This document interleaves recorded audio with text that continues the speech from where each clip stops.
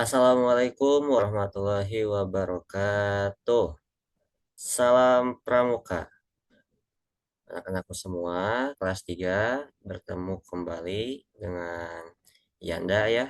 Kali ini Yanda akan menjelaskan terkait kegiatan Pramuka yang akan dilaksanakan besok. Jadi di sini akan disampaikan materi untuk besok. Jadi ketika besok kita tinggal hanya mengulas ya materi yang sudah dipelajari. Jadi nanti ketika disampaikan materi silahkan dicatat ya, dicatat rangkumannya saja, hal-hal pentingnya saja.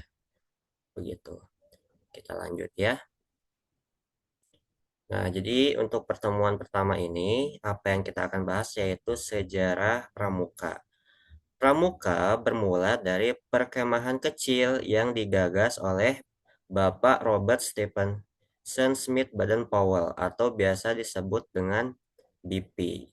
Lambat laun, Pramuka berkembang menjadi organisasi yang besar, ya. Bapak Baden-Powell lahir pada 22 Februari tahun 1857. Semasa hidupnya, Bapak Baden-Powell punya banyak pengalaman tak terlupakan.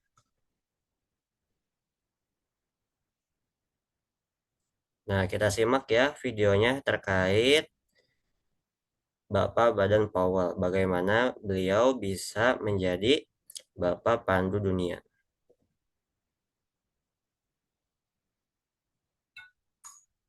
Siapakah Baden-Powell itu? Baden-Powell adalah Bapak Pandu Dunia dengan nama lengkap yaitu Robert Stephenson Smith Baden-Powell dengan panggilan BP. Beliau adalah seorang tentara Inggris dan penemu atau pendiri Boy Scout. Lahir pada tanggal 22 Februari 1857. Yaitu Profesor Norman Baden-Powell yaitu Miss Henrietta Smith adalah seorang pendeta dan guru besar geometri Universitas Oxford di Inggris. Adalah seorang putri dari akhir kerajaan Britania Raya yang terkenal yaitu William Smith. Baden-Powell mempunyai 9 saudara yaitu Warrington, George, Augustus, Franz, Nicholas, Agnes, Henrietta, Jessie, dan Peter. Baden-Powell berusia 3 tahun. Sejak itu juga ayahnya meninggal pada tanggal 11 Juni 1890. Usia mudanya, Baden-Powell telah menjadi anak yatim. Baden-Powell dituntut untuk hidup mandiri dengan hanya dukungan dari seorang ibundanya. Baden-Powell adalah seorang yang bertipe pekerja keras, yang tidak putus asa, dan penolong. Beliau sejak kecil banyak mengagumi karya-karya ilmuwan yang terkenal antara lain yaitu Charles Darwin, Leibniz, James Brouwer, J.R. Lawrence, dan James Martin. Pada tahun 1870, ibunya menyekolahkan Baden-Powell di Charterhouse School. Setelah itulah Baden-Powell sangat populer. Selain pintar dalam bidang pengetahuan, Baden-Powell juga mengikuti banyak kegiatan ekstra seperti marching band, menembak, tutor, melukis, dan kesebelasan Charterhouse School. Setelah lulus dari Charterhouse School, Baden-Powell memutuskan untuk bergabung dengan dinas kemiliteran dengan dibantu oleh pamannya yaitu Kolonel Henry Smith, komando dari Royal Military Academy di Welby. Selesai bergabung dengan dinas kemiliteran, Baden-Powell ditempatkan di India dengan pangkat pembantu yaitu letnan. Baden-Powell sempat berpindah-pindah dari satu kota ke kota lain, bahkan dari satu negara ke negara lain. Dan akhirnya beliau ditugaskan di Mafeking, yaitu di suatu kota pedalaman Afrika. Jasa-jasanya dalam memimpin pertahanan kota Mafeking. Selama kurang lebih 217 hari, pangkat dinaikkan menjadi mayor jenderal karena jasa-jasanya tersebut. Pada hari itu, keluarga Baden-Powell sangat bangga kepadanya. Di Afrika, Baden-Powell banyak melakukan petualangan, sehingga pengalamannya bertambah. Karena keberaniannya, Baden-Powell mendapatkan julukan Indesa, yang artinya segala yang tak pernah ini. Karena sifat waspada, cekatan, dan keberaniannya. Tuan William Smith sebagai seorang pimpinan Boys Brigade di Inggris meminta agar Baden-Powell melatih anggotanya sesuai dengan cerita pengalamannya. Dan dipanggillah 21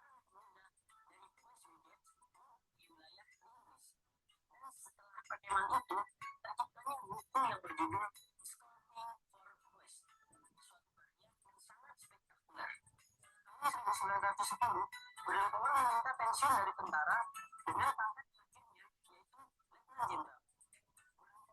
Dengan olah Declare Sans tahun 1929, Raja Gilgil memberikan sehingga namanya menjadi Lord Howard Baden Powell of England. Pada tanggal 8 Februari 1941 dari Kenya, Afrika. Nah, teman-teman, itu tadi video singkat sejarah Bapak pada dunia, yaitu Baden Powell. Terima kasih yang udah mau nonton. Semoga bermanfaat. Kurang lebihnya. Wassalamualaikum warahmatullahi wabarakatuh.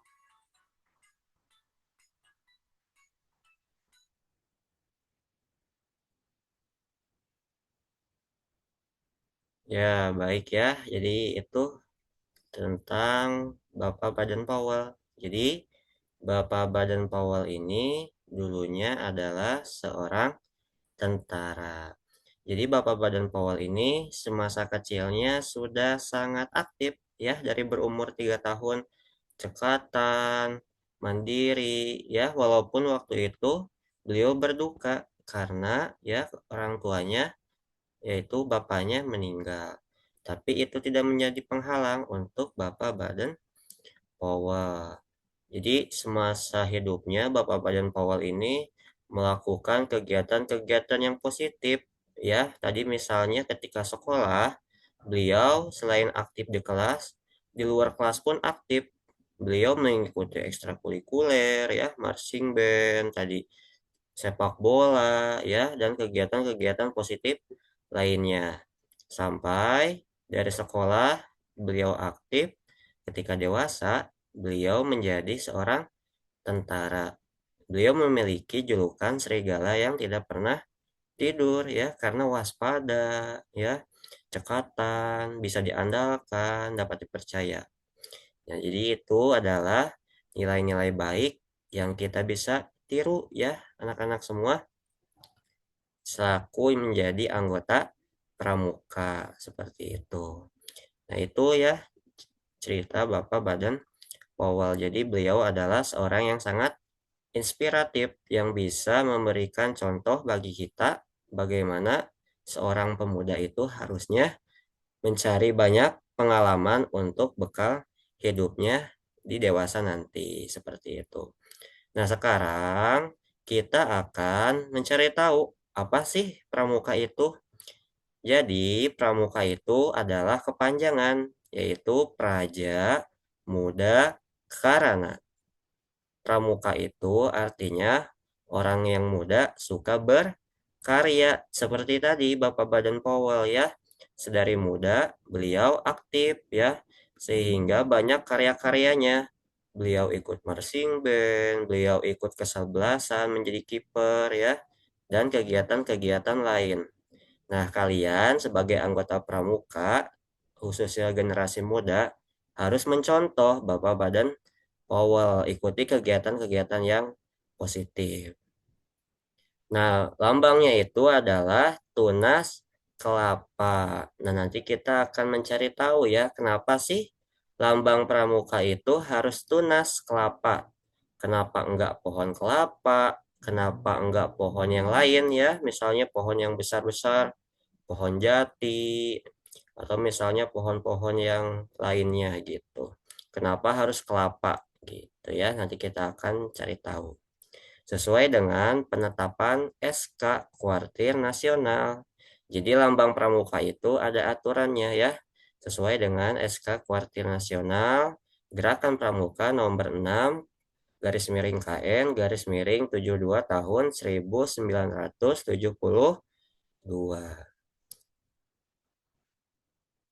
Nah, ini ya, sekarang kita memasuki kenapa sih lambang pramuka itu harus tunas kelapa? Jadi, tunas itu melambangkan jadi generasi muda ya, tunas kelapa itu khususnya tunas melambangkan generasi muda. Jadi seperti misalnya sebuah tunas ya, tunas itu memiliki penuh potensi, masih banyak nanti yang harus disiapkan ke depannya ya. Nah, itu kenapa pramuka itu lambangnya tunas kelapa. Yang harapannya dari tunas yang penuh potensi ini nanti tumbuh ya menjadi generasi yang kuat seperti Bapak Badan Powell. Nah, selanjutnya alasannya itu karena pohon kelapa itu bisa hidup di mana saja gitu. Alasan kedua ya, kenapa harus kelapa? Kenapa nggak tunas yang lain? Tunas misalnya tunas tunas mangga, pohon mangga atau tunas misalnya pohon yang lainnya durian ya. Kenapa sih harus kelapa? Kelapa itu bisa tumbuh di mana saja. Jadi seperti ibaratnya nanti anak pramuka itu bisa di mana saja, gampang beradaptasi ya.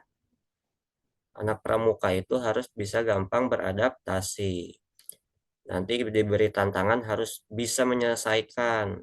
Misalnya nanti diberi tantangan menyelesaikan puzzle, nah itu harus bisa. Atau misalnya menjawab pertanyaan, nah itu juga harus bisa. Jadi harus bisa gampang beradaptasi.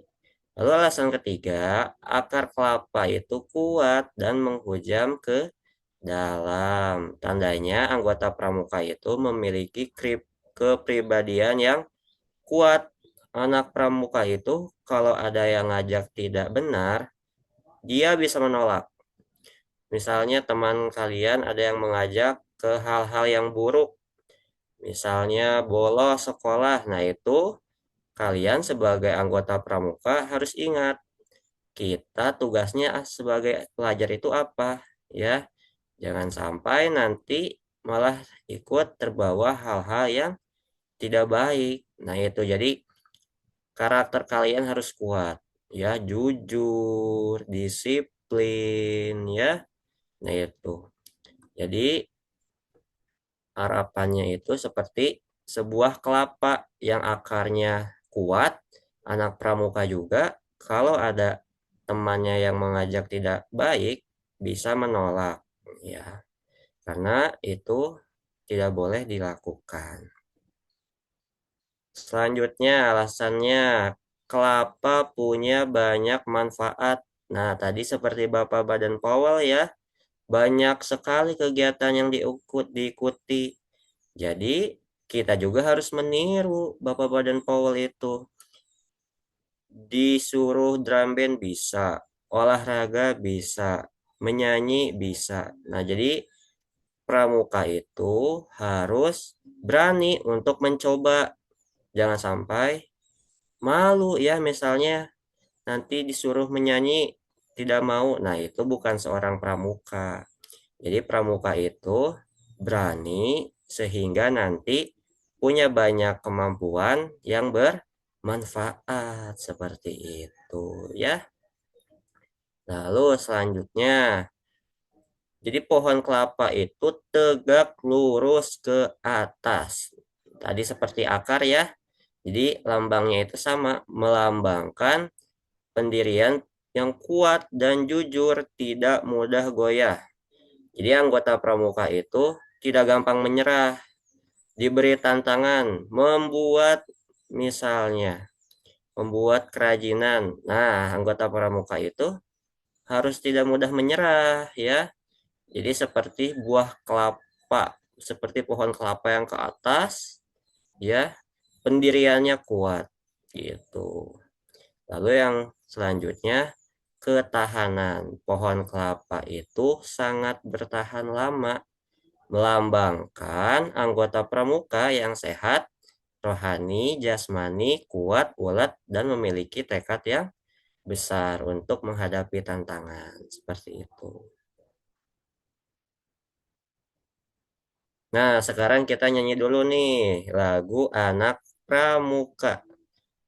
Ya, jadi kita akan menyanyi dulu. Ikuti Anda ya. Nadanya itu nada naik beca. Satu, dua, tiga. Saya anak pramuka. Pramukanya siaga. Anak berakhlak mulia. yang selalu ceria, sehat jiwa dan raga, cerdas akal dan rasa. Saya anak pramuka, pramukanya siaga. Nah, silahkan oleh kalian ditulis. Nanti kita ketika latihan besok akan menyanyikan bersama sama lagu ini ya. Selanjutnya, Yanda akan menyampaikan apa sih kegiatan besok itu. Jadi, besok itu kita akan melaksanakan yang pertama upacara pembukaan latihan pramuka. Ya, nanti ada upacaranya dulu sebentar, tidak akan lama. Lalu yang kedua itu pembagian barung atau kelompok. Jadi besok kalian akan mengenal, bertemu dengan kelompoknya. Lalu yang ketiga ada tanya jawab materi. Jadi besok Yanda akan menanyakan materi yang telah tadi disampaikan ini ya. Yang sudah kalian rangkum, besok kita akan tanya jawab. Siapa yang berani ke depan nanti akan mendapatkan bintang. Lalu ada soal berbentuk games. Nah, nanti selain ada pertanyaan, ada gamesnya juga dan ada soalnya ya. Jadi besok kita akan bermain games puzzle. Lalu yang terakhir ada penutup. Lalu apa sih yang harus dibawa untuk besok? Yang dibawa itu buku P5. Jadi buku P5 ini gunanya itu ya supaya kalau ada yang harus ditulis, kamu menulisnya di buku P5 ya. Lalu yang kedua ada buku SKU. Nah, buku SKU ini yang sudah kalian beli kemarin, minggu kemarin, itu dibawa juga ya. Yang terakhir, silahkan ya bisa bawa makan atau minum ya. Walaupun sudah ada MBG, tapi kalian bisa membawa makanan atau minuman dari rumah ya, karena kan MBG itu nanti biasanya datangnya ya agak siang. Khawatirnya kalian lapar, kalian bisa bawa mungkin 9 ya. Jadi seperti itu. Dan nanti besok kelompok atau barung yang paling aktif, yang terbaik akan mendapatkan bintang-bintang ya. Yang pertama itu bintang emas. Nah, ini bintang emas itu nanti didapatkan oleh 3 kelompok terbaik.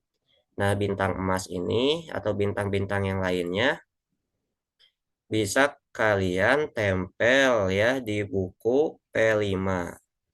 Jadi pertemuan pertama nanti kita lihat siapa yang mendapatkan bintang-bintang ini ya. Ada emas ini untuk 3 terbaik ya.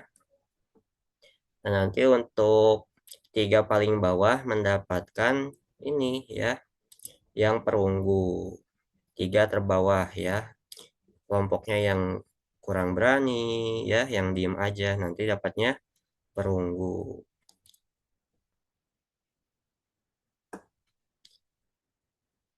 Nah, itu ya anak-anak semua. Jadi kegiatan besok silahkan disiapkan. Materi yang sudah disampaikan tadi juga silahkan ditulis di buku P5 ya. Seperti itu. Jadi kalau ada yang ingin ditanyakan silahkan tanyakan. Kurang lebihnya mohon maaf. Wassalamualaikum warahmatullahi wabarakatuh.